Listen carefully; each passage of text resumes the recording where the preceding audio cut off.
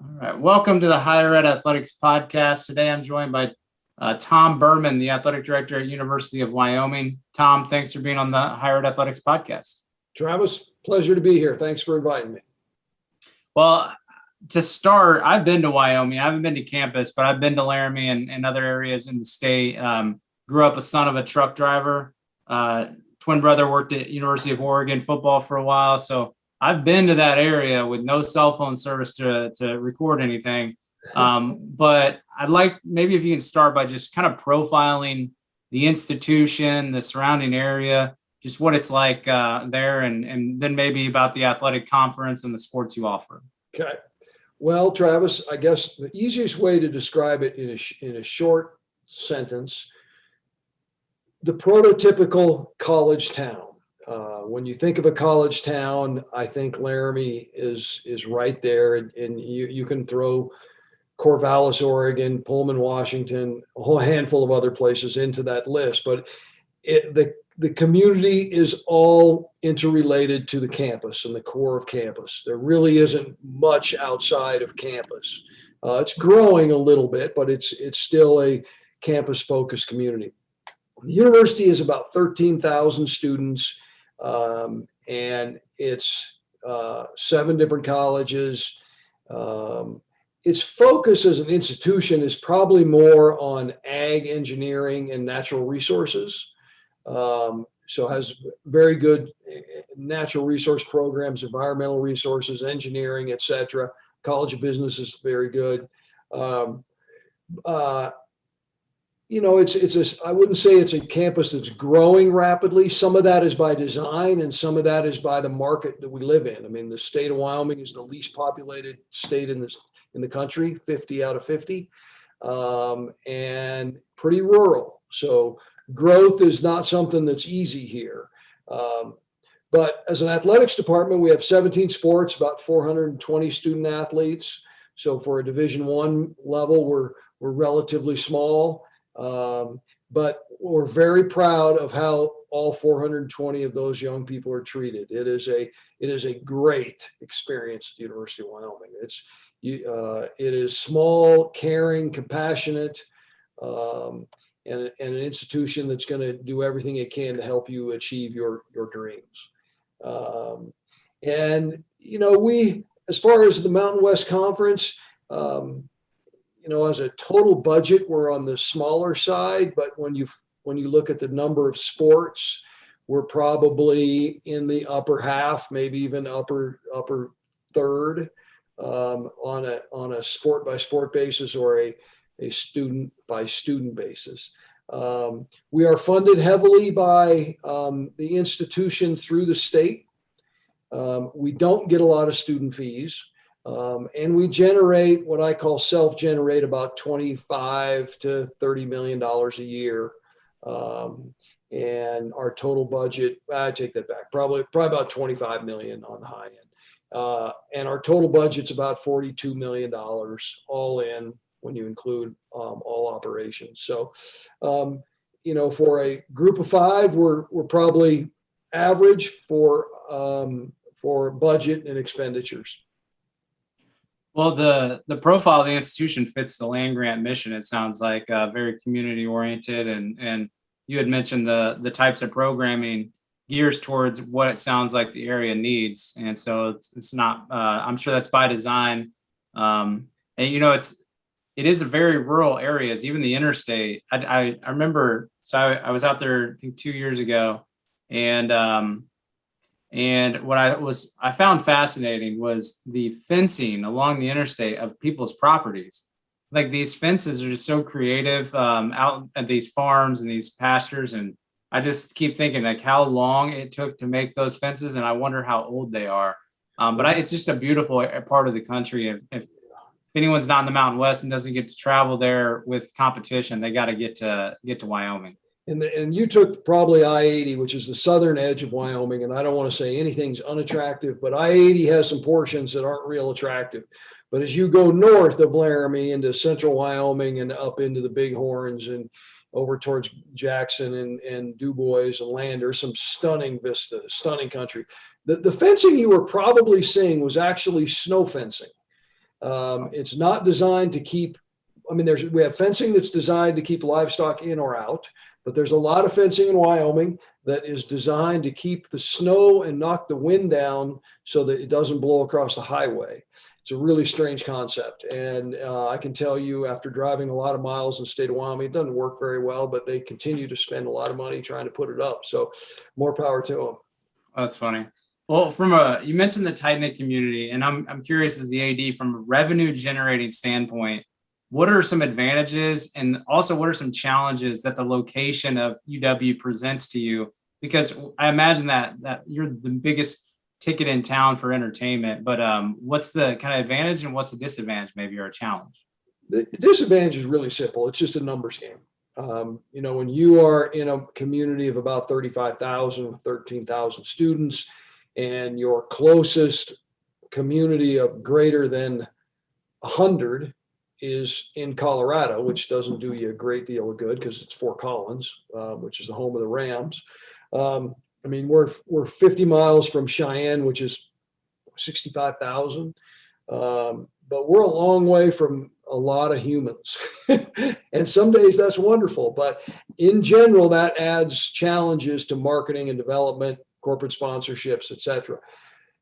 But I would probably take that over many other challenges that my peers face in the Mountain West Conference. I mean, we have a passionate fan base, and they travel from all over the region. I mean, it's not unusual for me to go to a football game, a home game, and walk what we call Tailgate Alley, which is all of our tailgating, and I'll stop in and say hello to somebody, obviously from Colorado, from Wyoming, Nebraska, the states around us. But we have people travel from Montana and South Dakota and North Dakota and New Mexico, all of the corners of Wyoming, which we're in the southern corner.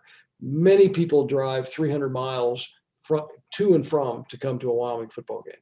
It's a pretty neat feel, and they're very proud of their association with the state's only university. So the strength is the loyalty and the passion, and being the only one in the state. It makes it easier to not have a divided fan base because we are it. Challenging at times, the media scrutiny, the pressures, the politics of it are different than if you have multiple universities, but all of those are manageable. And when we're rolling, it's pretty fun. Yeah, I could almost think that it's better than being in a crowded market, like being in Texas or something where you got like 30 Division I schools vying for attention. Even though there's more people, there's also a lot more competition for eyeballs. Yeah. And at least you're collecting them, and I'd say that is its own probably opportunity, right? Yeah, you're exactly right. I agree with you, and I prefer this setting better than I would a setting where I've got multiple professional teams in my market and multiple other entertainment options. I mean, all we got to do is be competitive, and people come. Yeah, that's great. Well, you were working at Wyoming, not as the AD yet, but for several years before you left to be the AD at Portland State, and then returned to be the AD position at Wyoming, I think around 15 years ago.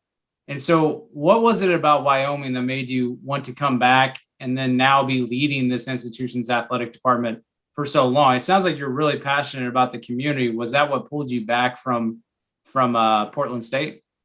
Yeah, Portland State FCS program in the Big Sky, beautiful city, but has much of the challenges that you and I just talked about. It's really hard to be relevant. And this job opened up, and there was really never any doubt in my mind that this would be a great opportunity for me. I thought my experience, my ties to the region, I'm an alum, I have family up and down the Front Range. So from Southern Colorado all the way to Wyoming, I have family. It just made a lot of sense. And I was looking at that point in my career for a college town to raise my boys. I have two boys, and they were young at the time. And I thought, I got to get them to one place where we could stay a long time and raise them in a great community. So this met all of those needs. And at the time, Wyoming was struggling, and I believed we could be better. Yeah, it's funny because I share this on the podcast every once in a while, but I have two boys and about to have a third boy in September. And my wife is a season ticket holder to Purdue and with her in-laws. And obviously I work in Indiana, rivals. And I just wish at some point we live so close to the city that I live near my hometown, but not in Bloomington. And I keep telling my wife, I was like, one day I'm going to convince you to let us move to Bloomington, to a college town, to raise our boys. It'd be pretty cool to grow up in a college town, like you did, that you mentioned that. I do have a question about your experience at Portland State. So that was your first time being a head athletic director.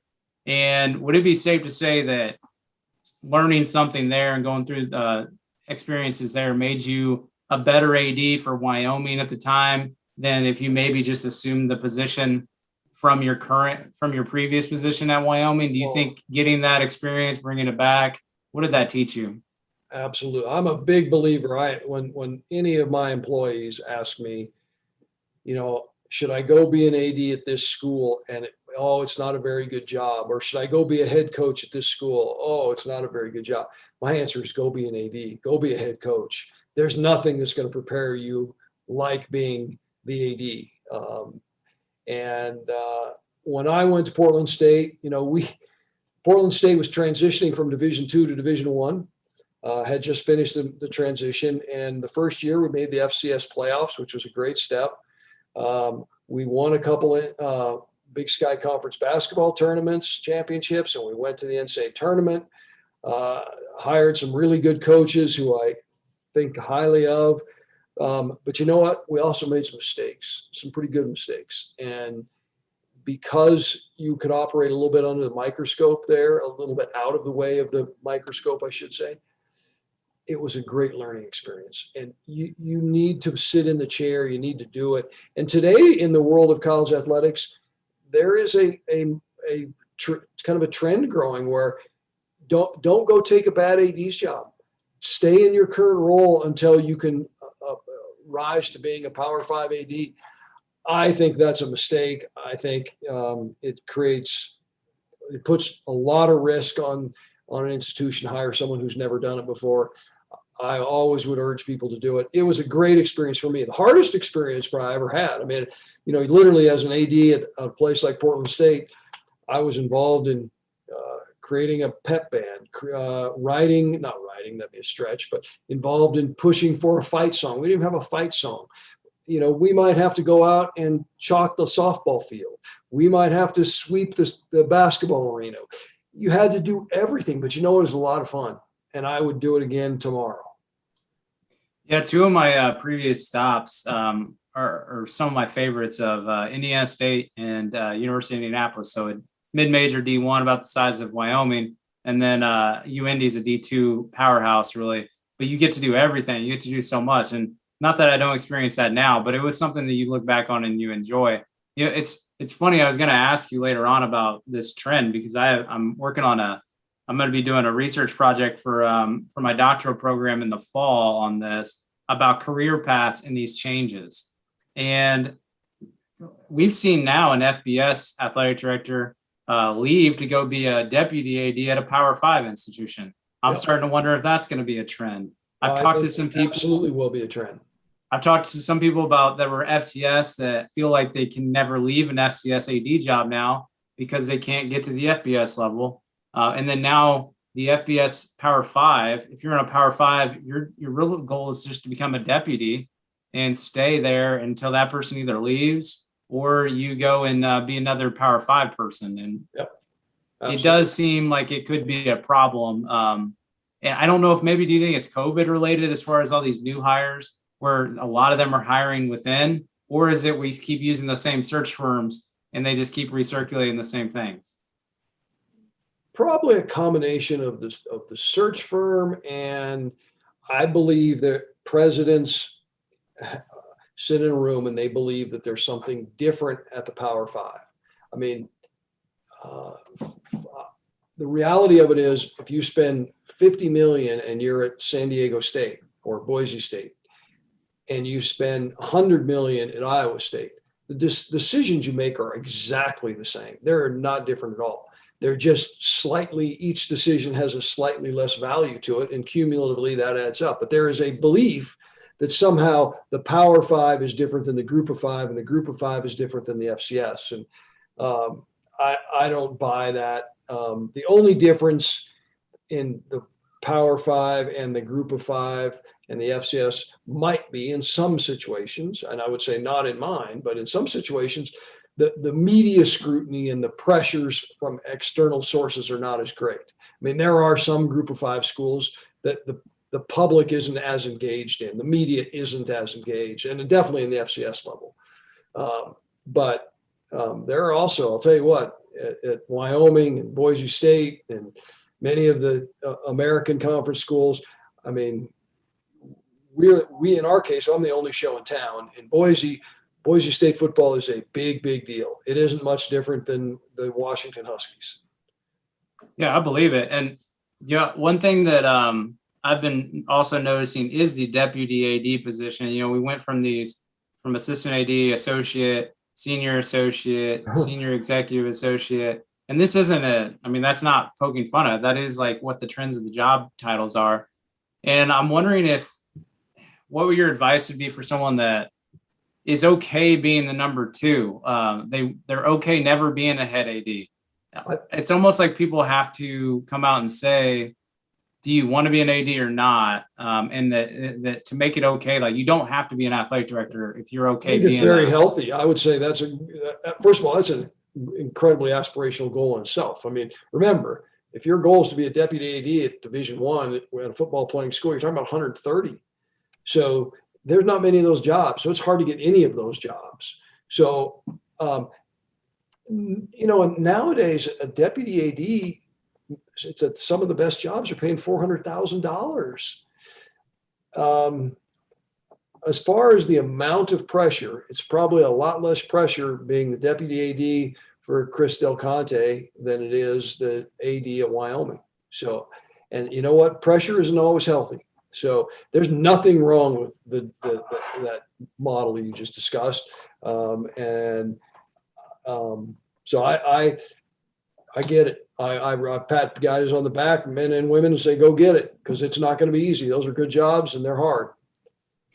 Yeah, it'd just be interesting to see what happens. Like if the expectation is to be a deputy, it's almost like some people think that means that you are saying that you want to be the AD at some point. And so some people, it'd just be interesting to see how that plays out, because the deputy role didn't seem to be as public, 5-10 years ago. It was just senior associate or things like that. And I think there's more scrutiny and expectation maybe on the deputy that means that you want to be an AD, when in reality, some of them might want to stay. Yep. I'm with you. Well, I want to put it on record. I said this before we started, that I think Wyoming has the coolest logo in all of college athletics. I took some heat for that on Twitter when I teased that I was going to interview the AD at that school. And I was hoping you might be able to tell the history behind the logo. I imagine that between the logo and the strong color scheme of, brown and gold, that the brand awareness of Wyoming athletics is incredibly strong in the region. And then also maybe nationally, especially with Josh Allen and his rise to fame a few years ago in football. Absolutely, Travis. I mean, two things I think make our brand clearly regionally known, but also nationally known. One is it doesn't change. I mean, it's similar in the Penn State model of the world and SCs of the world. That bucking horse and riders, for the most part, we've had a few changes, but it's been dark brown with gold trim and generally on a white helmet for 100 years. And there's been a few iterations here and there where we went differently, but that's where it is today, and it's been that way for a long time. And the brown and gold, love it or hate it, it's bold. It's our colors, and we, fortunately, for the last 15 years, we've wore it with pride.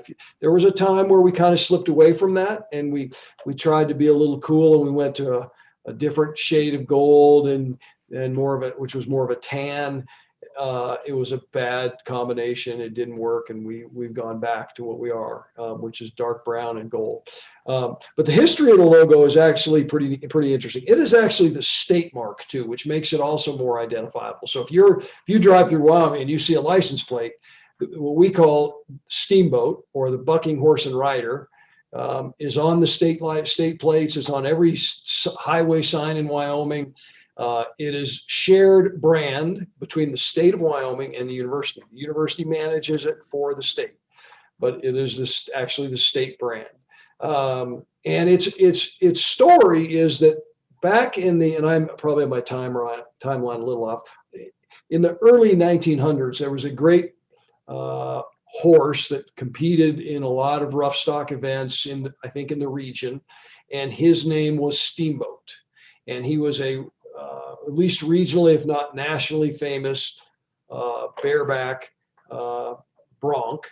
And Steamboat, there was a photograph taken, somebody saw the photograph, and that led to a news story, which led to the mark of the Steamboat being put on the helmet and being the university symbol. And I've seen pictures of this horse, and the pictures they used from a rodeo back in the early 1900s. It's pretty amazing. Pretty cool, because it looks very similar to what we use today. But it is a great mark, and it's symbols in our world. We talk a lot about riding for the brand. We talk about kind of the culture of the Western and the cowboy way, the independence, that a handshake is everything. We talk a lot about that to our student athletes, and it's in our buildings, and it's part of our mantra of what we preach. And after you've been here a few years, this bucking horse means something to you. There's something special about it. When you travel as a Wyomingite, whether you're a UW person or not, but if you live in Wyoming and you travel through the airport and you're in Atlanta or Athens, Georgia, it doesn't matter, and you pass somebody and you're wearing this, they'll say, "Go Pokes, go YO," all the time. I mean, it happens every trip. Almost never does it not happen. And it's just a bond between all of us who have a tie to the state of Wyoming. Well, how's that work if it's shared? I didn't know that about the state. Does that come into play with any type of licensing or any revenue that you all try to get? Is there a split there, or do you have a unique? It's basically, it has a little impact. The state basically just allows us to keep we manage it for them. They have input frequently, and they can veto things. Like right now, for example, we're talking about some branding opportunities that may occur related to NLI. And so that we have to go to the state and have dialogue with them and make sure they're comfortable with what we're talking about. But it doesn't really impact us so much financially, other than, since it is the state mark, it's awfully inexpensive for a business to access it. If you had a plumbing business in Casper, Wyoming, and you wanted to use the mark on your business, in most states, you would pay thousands of dollars. In some states, it's up to $10,000. In Wyoming, you'd pay $300.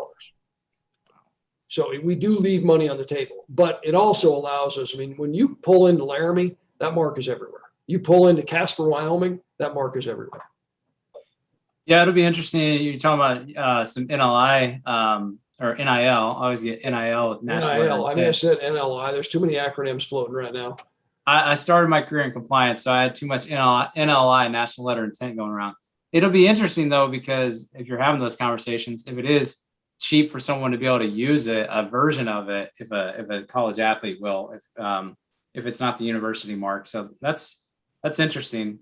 Do you all use a live mascot for your home games then? Do you use a Bronco or anything? Yep. No, we have multiple. We were kind of we have two. We have a horse that leads us out on the field to start of the game, runs out, leads the Cowboy football team out on the field. And then that horse does not stay on the field. That horse leaves. And we have a small pony that stays on the sideline, a Shetland pony that has been with the university for 60 plus years. Not that specific pony, but a miniature pony that's called Cowboy Joe. And I'm trying to remember how long this pony has been there. It's donated by a family, the Farthing family, which is a ranching family near us. But we basically have two, Pistol Pete and Cowboy Joe.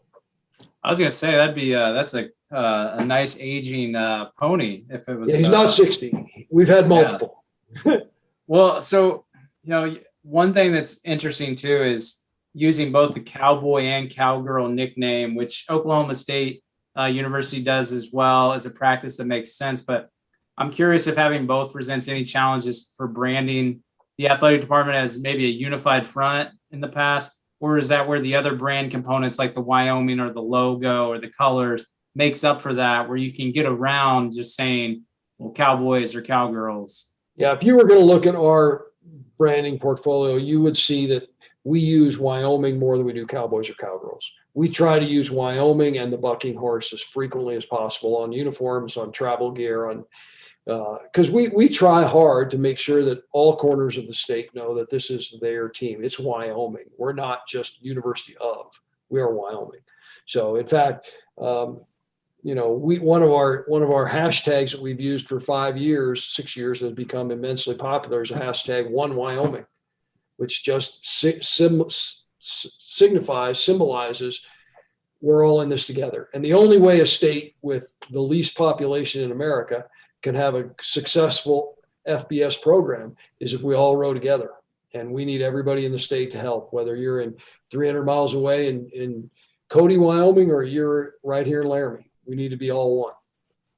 Yeah, I was I live in Indiana, and Valparaiso made some news that with similar color scheme, but they are in the process of changing their nickname. The community wanted to change it, and the institution agreed. And the AD is going to be on the podcast at some point once the decision's made. But I raised the point that maybe everyone here knows them as Valpo. That's their do you need a logo? Yeah, and so I had mentioned that to a couple other ADs on the podcast before and they probably can't say it, but that have really focused on the institution name more than the nickname. And from a branding standpoint, it's a lot more helpful for everyone if you represent the institution name or the city or the location than probably the nickname. Because if you have a strong logo, and it'd be interesting, like Western Michigan completely changed their, I think they removed the Bronco. Now they're just using like a W. It just seems like maybe people are going to be shifting gears towards, let's put the focus on the higher ed institution and not really needing the nickname. But some of them, will never change. But it's something that'll be interesting to see play out. And what stuck out with you all is it's not like you're the Lady Vols or the Vols. It would be weird to have a women's sport be called the Cowboys. I actually have never understood why there are lady, unless it's specifically a male gendered piece. So, the volunteers, that can be male or female, just be the Tennessee Volunteers.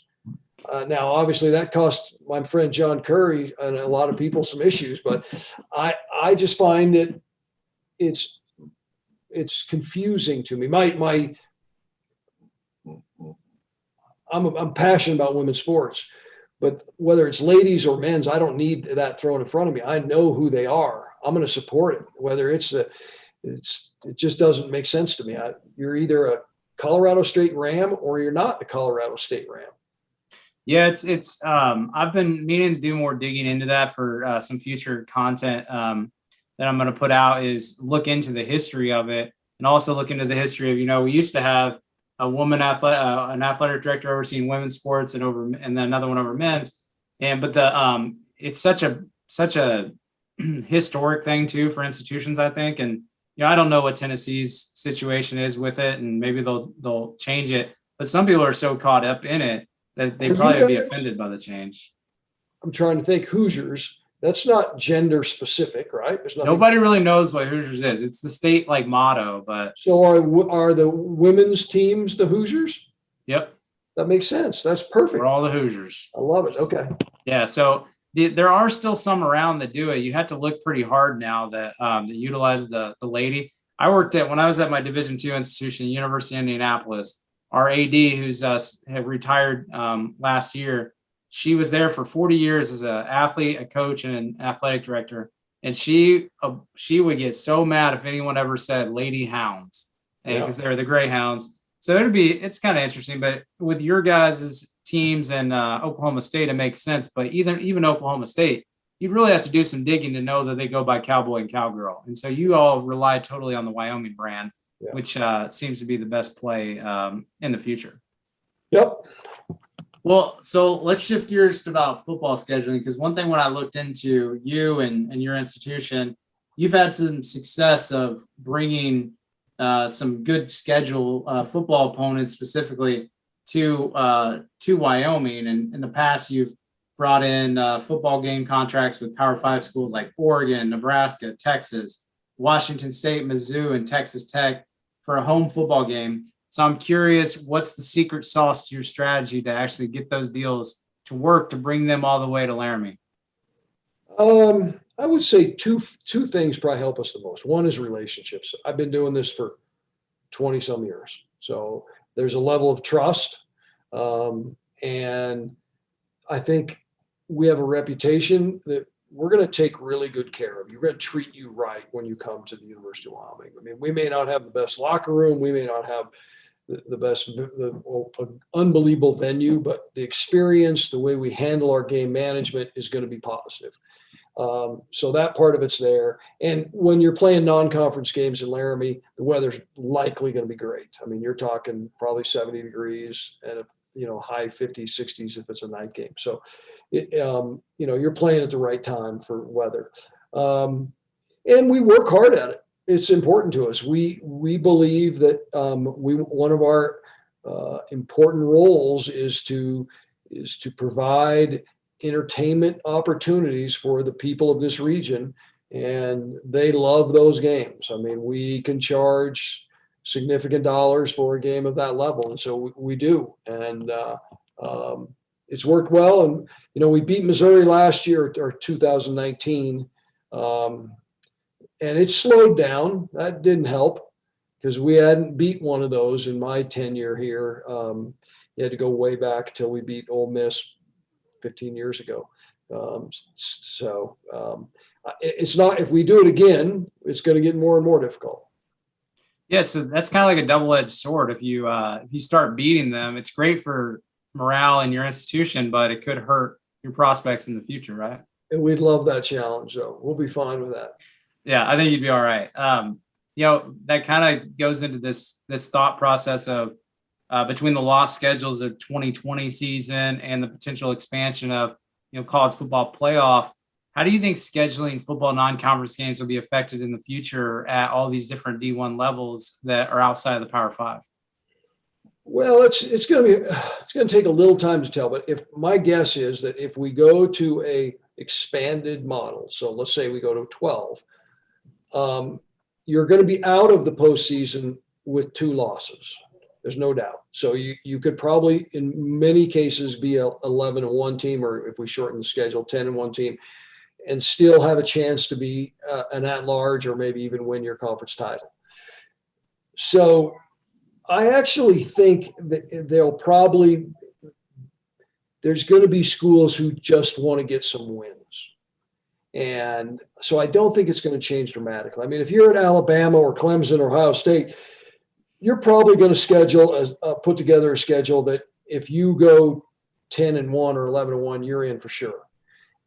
If you're at Indiana, you better go 11-1, and you might have to. You probably don't want to schedule. I can't remember the Big Ten. They play 9 conference games. Yeah, now we do, and we're in Ohio State's division. So if you play 2 FCSs and Louisiana Tech, you're not getting in. But if you play Louisiana Tech and you play Kansas State and you play UCLA on the road and you win those games and you lose 1 conference game, you might get in. So I think time will tell, but I think expansion will still make those group of 5 games somewhat relevant. Yeah, because my thought process was if you need quality wins if you're only going to let four people in, but if and there's less room for error, and so maybe you are just trying to collect those wins if the top 12 people or whatever are coming. So be one of those things that'd be interesting to shake out. This isn't going to come out till late in the fall. So if you got any contracts you want to release on breaking news on here, just let me know. I think all our information's been released. I don't think we have any secrets right now. That's good. Well, the one thing I'd like to ask people as we wrap up is outside of name, image, and likeness. That's an obvious thing, and I think the next is just direct payment. But what do you think the top one or two challenges facing the industry that's also relevant to your type of institution and your conference that we're not maybe giving enough talk to yet that you see coming down the future in higher ed athletics? Boy, it is changing so fast, and I am worried about our industry. I heard a conversation yesterday on ESPNU radio between Jay Billis and Brock Heward, and Jay was taking the approach that he doesn't believe that even if we get to a pay-for-play model at some point, that the industry is going to be reduced because there will be more and more money in it, and it will all balance out. I mean, his comment was, no one freaked out when we paid Nick Saban $9 million. It didn't cause anybody to shut things down, or when we build $100 million facilities for student athletes to train in, it didn't. But now if we have to pay athletes, we're all saying, oh, it's going to have to shut down, or it's going to consolidate. It's not going to consolidate the highest level. And there's plenty of money at the highest level for these programs to probably pay.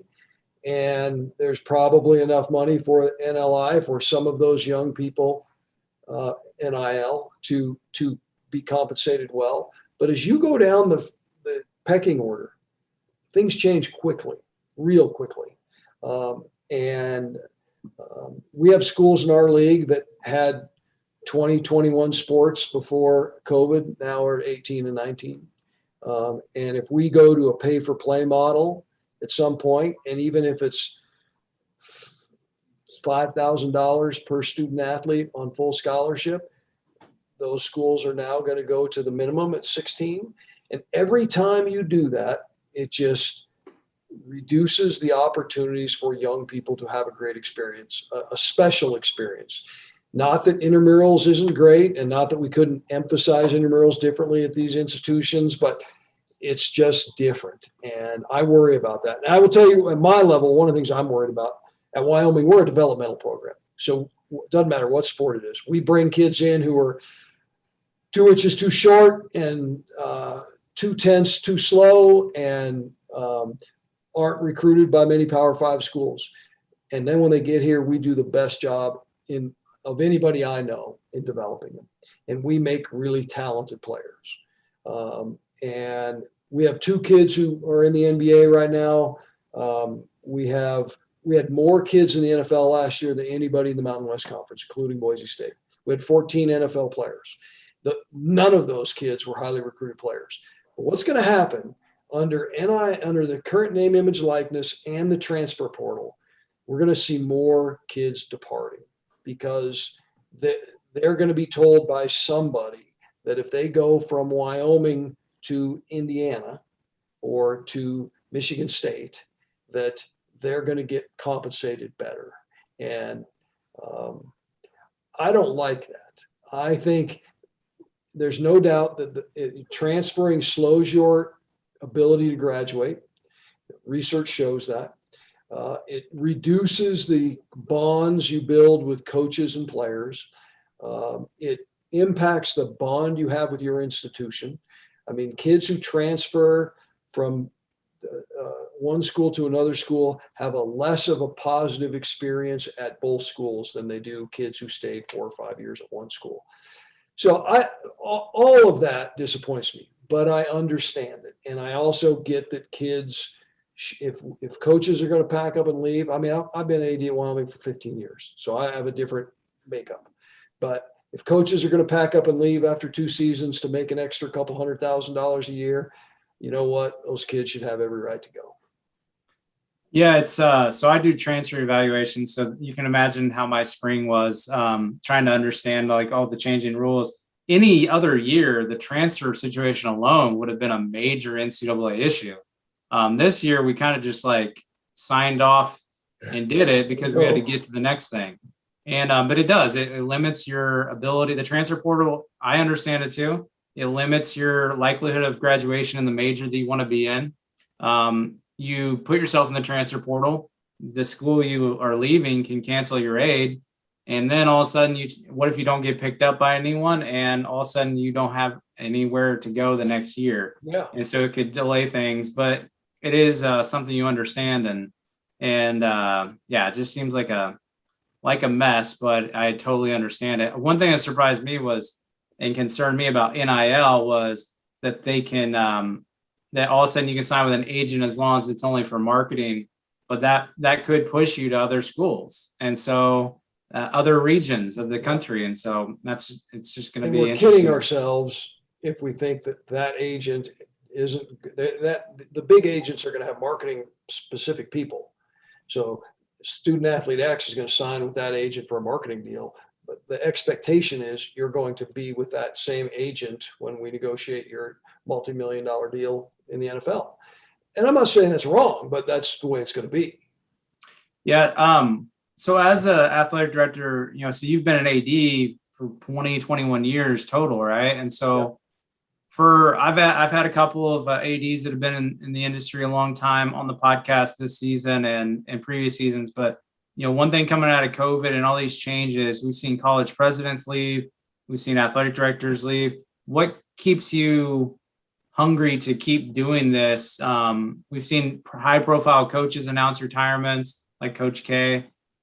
What keeps you excited about being the AD and with all these changes that, some people might just be ready to pack it in and leave or move to a different industry? Well, I still really believe in the young people. I mean, they're amazing. They're unbelievable. I mean, you get a deal with them. I'm at a school where I actually get to know them, which is hard at a lot of schools. I mean, the higher you go up in the food chain, the less relationships you have. So I'm at a place where, I'll sit down and go eat lunch with our football players or our women's basketball players because we all eat together. And I love that. And I don't want to give that up yet.